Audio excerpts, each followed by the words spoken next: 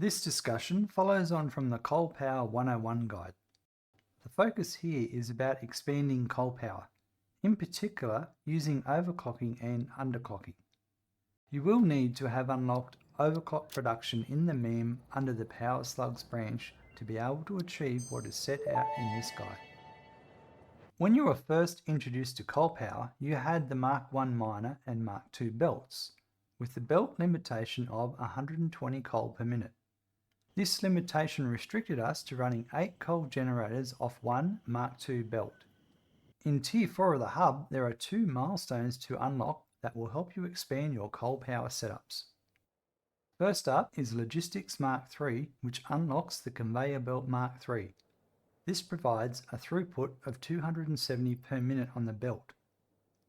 Unlocking Advanced Steel Production provides the Miner Mark II, which will allow you to double what can be extracted from the coal nodes.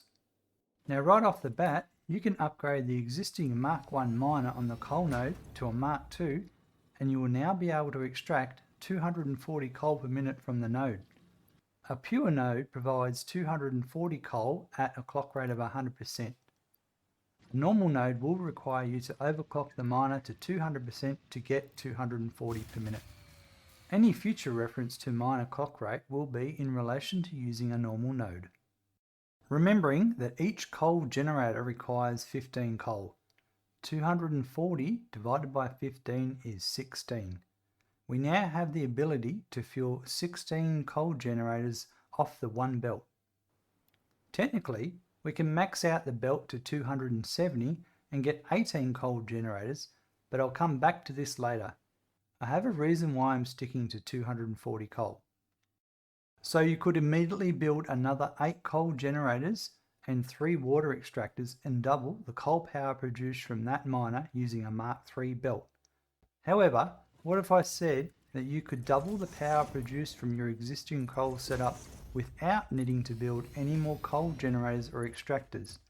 You'd say, shut up and take my money. Overclocking is how this is achievable.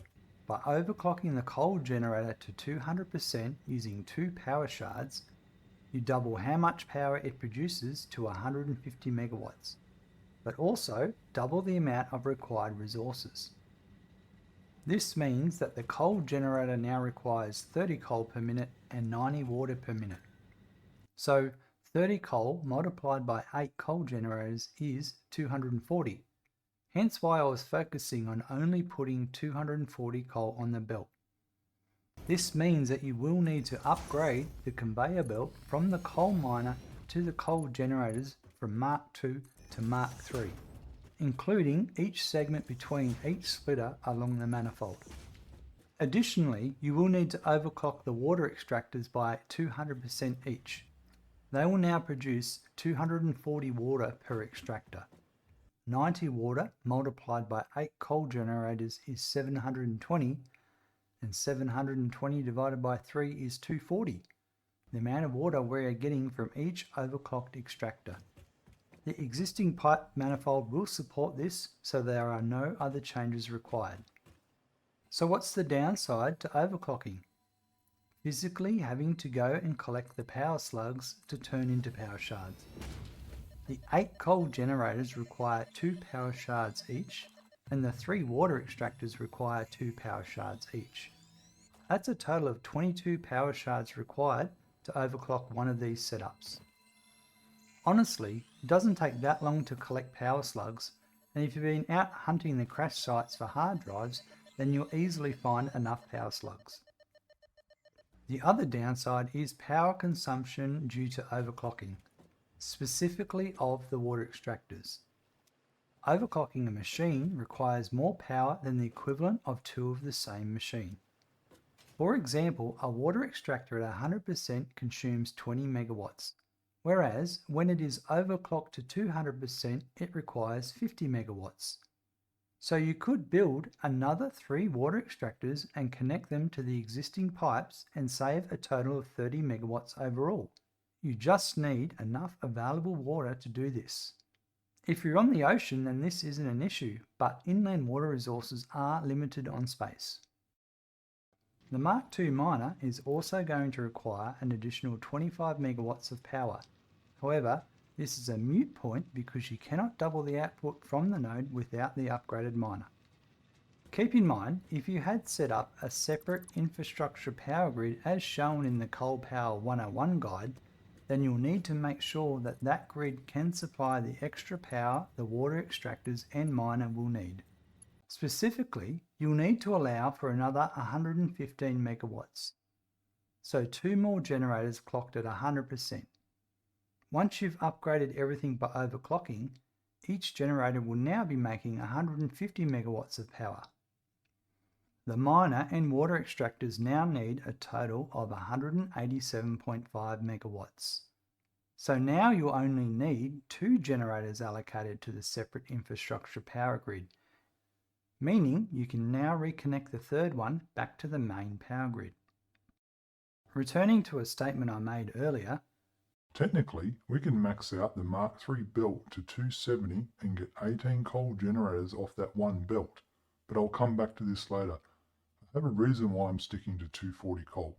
The reason why I stuck with the 240 coal is I wanted to demonstrate how you could double your power output without building any extra machines by overclocking the existing 8 generators. You most certainly can utilize a full 270 belt of coal. This will require you to overclock the miner to 225%, overclock the coal generators to 225%, and overclock the water extractors to 225%. Each of these require 3 power shards instead of 2. In total, you're going to require 34 power shards, an additional 12 when compared to overclocking at 200%.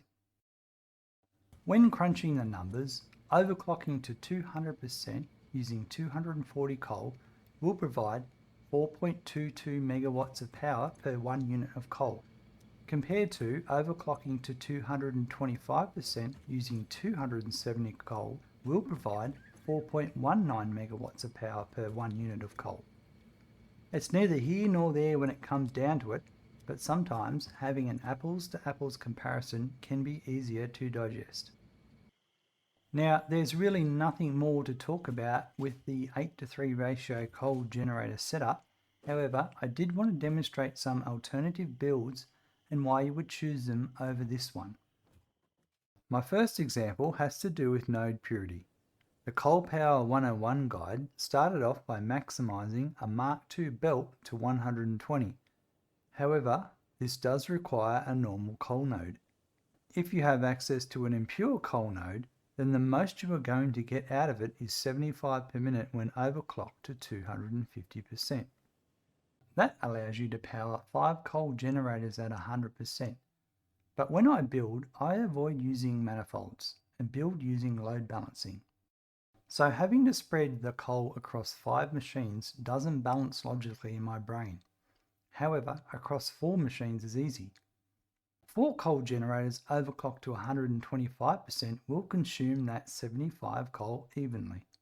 At that clock rate, each generator requires 56.25 water per minute, so I can fuel 2 of these generators from one water extractor, underclocked to 93.75%. I like this setup as I am also not using a pipe manifold to connect the water extractors to the coal generators.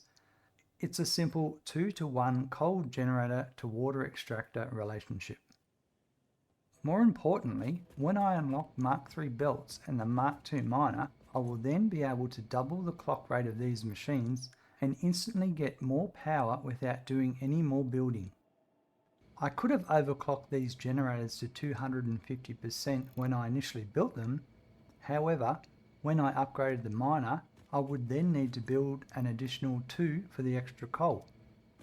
By building the 4 generators initially at 125%, it meant that I only needed to overclock them when the Mark III belts and Mark II miner became available. The last method I wanted to show you is having a 1-to-1 water extractor to coal generator relationship. This is where I start off with 8 coal generators using a Mark II belt, but each coal generator gets its own water extractor underclocked to 37.5%. Overall, this uses a whopping 16.2 megawatts less power than 3 at 100%, so it's not really a big saving. When you later overclock the generators to 200%, you'll only need to clock the water extractors to 75%.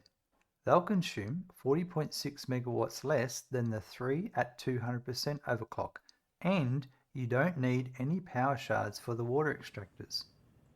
So you can see why this one-to-one build has its merits, especially when you're on the ocean and water isn't a scarcity. In summary, the message I'm trying to convey here is by planning your coal power builds from the start, you can easily upgrade their power output with minimal effort. Focus on utilising those Mark II belts now and wait until you've automated steel beams before implementing Mark III belts. You'll spend less time manually crafting and be able to invest time on other goals like automating encased industrial beams. I hope you found this helpful. If so, drop a comment and let me know how.